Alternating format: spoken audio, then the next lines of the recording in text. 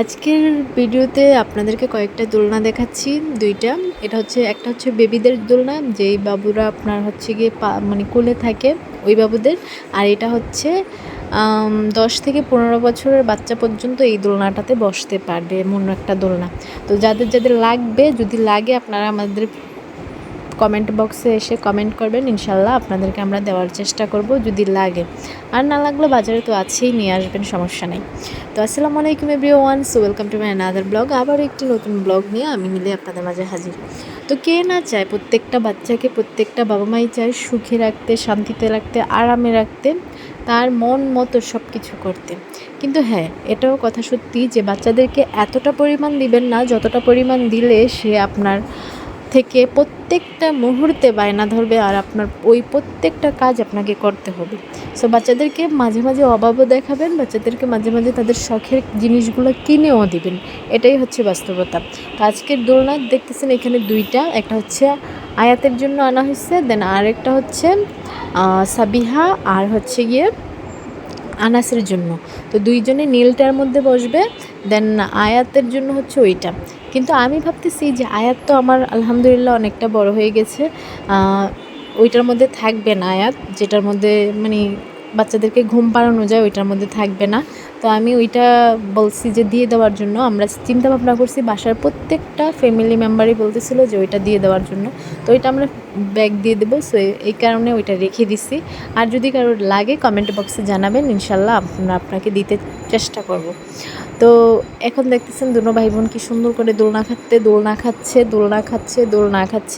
আসলে দোলনা কিন্তু বড়দেরও একটা শখের জিনিস, যারা বড় আছে তাদেরও একটা শখের জিনিস দোলনা, যে প্রত্যেকের বাসায় একটা করে দোলনা থাকবে আর দোলনাতে বসে বসে দোলবে, এটা কিন্তু প্রত্যেকটা মানুষের শখের জিনিস। তো এদিকে আবার বাজার থেকে মরিচ নিয়ে আসছিলো, আম্মা মরিচগুলো বাছতেছিল, আনাসের আব্বু।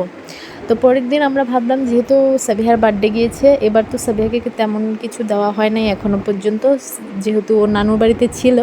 তো ভাবলাম যে সাবিহাকেও আমরা একটা দোলনা গিফট করে দিই। তো আমরা চেষ্টা করি আমাদের মতো করে সাবিহাকে দেওয়ার জন্য, আর যতটুকু পারি দেই। আর এটা তো আমাদের ভালোবাসার ক্ষেত্রে থেকেই দেই, দেন এর বাইরে আর কোনো কিছু না। বাচ্চারা আসলে এমন একটা জিনিস যে যার কাছে ভালোবাসা পাবে তার কাছেই বাচ্চারা যাবে, খুশি থাকবে। আর বাচ্চারা হচ্ছে মাসুম, বাচ্চাদেরকে আজ যতটা ভালোবাসবেন বাচ্চারা দেখবেন আপনার সাথে ততটা বাইবে বেশি। তো এইটা ছিল সাবিহার দোলনা। তো সাবিহার জন্য প্রথমে যেটা আনা হয়েছে ওইটার মধ্যে সামনে দিয়ে রশি ছিল, তো এটা চেঞ্জ করে আবার এটা আনছে। তো এটা হচ্ছে সাবিহার আমাদের পক্ষ থেকে, আমার আর আমার হাজব্যান্ডের পক্ষ থেকে সাবিহার জন্য এবার বার্থডে গিফট। তো সাবিহা, তুমি বড় হওয়ার পরে নিজেই বুঝতে পারবা যে আমি আর তোমার আব্বু তোমাকে কতটা ভালোবাসছিলাম। তুমি তখন সবাইকে বলতে পারবা যে না, আমার আব্বু আম্মা আমাকে অনেক ভালোবাসে। আসলে সাবিহা মাসুম, আমাদের তো ফ্যামিলিতে তেমন একটা মেয়ে নেই, আমার 2 সন্তানের মধ্যে সাবিহা একজন। ওকে আমি আমার মেয়ের মতোই দেখি, এর বাইরে আর কোনো কিছু না।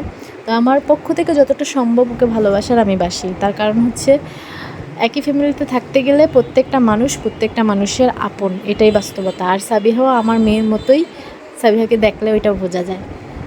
ভিডিও ভালো লাগলে লাইক কমেন্ট শেয়ার অবশ্যই। আর সাবিহা, তোমার জন্য অনেক অনেক অনেক অনেক দোয়া এবং ভালোবাসা।